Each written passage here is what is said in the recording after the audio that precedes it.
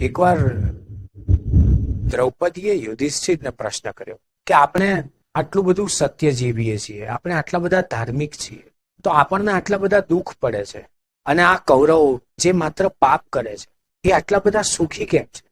યુધિષ્ઠિરે દ્રૌપદીને જવાબ આપ્યો કે દ્રૌપદી, જે ધર્મના માર્ગે હોય, જે સત્યના માર્ગે હોય, જે પોતાના માર્ગે હોય, એમણે સરખામણી ન કરવી. ક્યારેક એવું બને કે આપણને અત્યારે જે દુઃખ લાગતું હોય એ ભવિષ્યમાં અપાર શક્યતાઓ સાથેનું સુખ, આનંદ બની જાય. કૌરવો અત્યારે જે કંઈ કરી રહ્યા છે તે ક્ષણિક છે, પાછળ એમનું શું થવાનું છે એ આપણે જાણીએ છીએ.